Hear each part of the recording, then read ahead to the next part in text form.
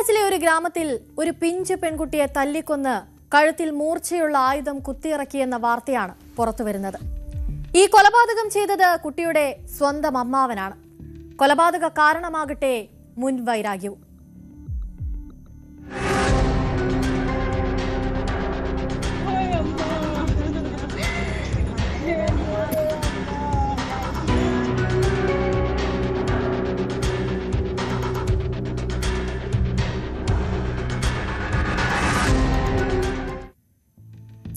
പ്രയാഗ്രാജിലെ ബ്യോഹര എന്ന ഗ്രാമത്തിലാണ് 8 വയസ്സുകാരി അവളുടെ അമ്മാവൻ ക്രൂരമായി കൊലപ്പെടുത്തിയത്. തിങ്കളാഴ്ച രാത്രി, അതായത് ഇന്നലെ രാത്രിയാണ് കൊലപാതകം നടന്നത്. കുട്ടിയുടെ അച്ഛൻ സുനിൽ കുമാർ ബ്യോഹര ഗ്രാമത്തിൽ തന്നെ കൽപ്പണിക്കാരനായി ജോലി ചെയ്യുന്ന ഒരാളാണ്. അമ്മാവൻ മന്നിലാലും അവിടെ പരിസരത്ത് തന്നെ കൽപ്പണിക്കാരനായി ജോലി ചെയ്യുന്ന ആളാണ്.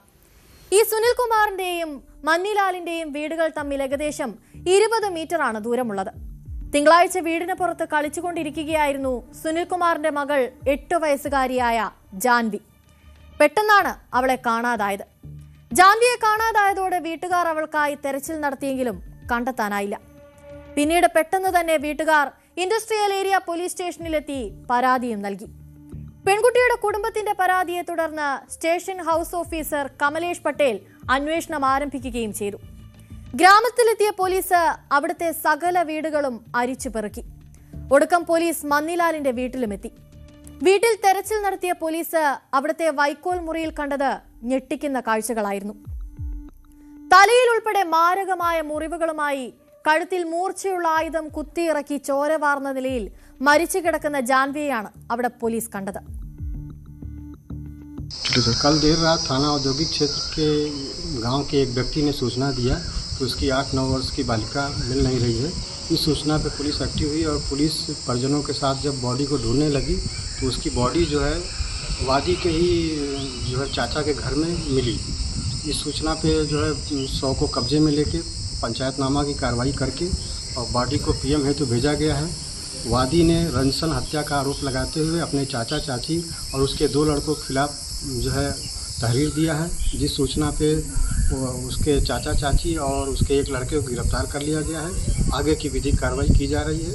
मौके पे शांति व्यवस्था कायम।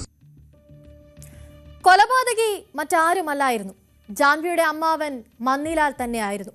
പണ്ട് മുതൽക്കേ എന്തൊക്കെയോ കാരണങ്ങൾ കൊണ്ട് സുനിൽ കുമാറിനോടുള്ള പക തീർക്കുകയായിരുന്നു അയാൾ ഈ കൊലപാതകത്തിലൂടെ. പെൺകുട്ടിയുടെ പിതാവ് നൽകിയ പരാതിയുടെ അടിസ്ഥാനത്തിൽ 4 പേരെ പോലീസ് കസ്റ്റഡിയിലെടുത്തു. മന്നിലാല്, ഭാര്യ, 2 ആൺമക്കൾ എന്നിവരെ പോലീസ് ഇപ്പോൾ ചോദ്യം ചെയ്തു വരികയാണ്. फोन किया कि बोलता है कि बच्ची मेरे घर में जानवी है। हाँ। तो प्रार्थी सुनील कुमार के पिताजी ने गए, बच्ची को देखे तो श्री मुन्नालाल जी ने बच्ची आपकी बच्ची है जी, सुनील कुमार आपका नाम? जी मेरा नाम है। तो बच्ची को देखा गया तो खून में लथपथ थी, जो कि उसको बेरहमी तरीके से धारदार हथियार से मारा गया। കൊലപാതകത്തിന് പിന്നിൽ മന്നിലാൽ മാത്രമാണോ അതോ അയാളുടെ കുടുംബം മുഴുവൻ കൊലപാതകത്തിന് കൂട്ടുനിന്നോ എന്നതൊക്കെ പോലീസ് ഇപ്പോൾ അന്വേഷിക്കുന്നുണ്ട്. കുട്ടിയെ തല്ലിക്കൊന്ന ശേഷം മരണം ഉറപ്പിക്കാനായി അവളുടെ കഴുത്തിൽ മൂർച്ചയുള്ള ആയുധം കുത്തിയിറക്കുകയാണ് ഉണ്ടായതെന്നാണ് പോലീസ് വ്യക്തമാക്കിയിരിക്കുന്നത്. അപ്പോഴും ഒന്നും അറിയാത്ത ഒരു കുഞ്ഞിനെ മുൻവൈരാഗ്യത്തിന്റെ പേരിൽ കൊലപ്പെടുത്തിയ അയാളുടെ മാനസികാവസ്ഥ ഇപ്പോഴും വലിയൊരു ചോദ്യമായി ബാക്കിയാവുകയാണ്.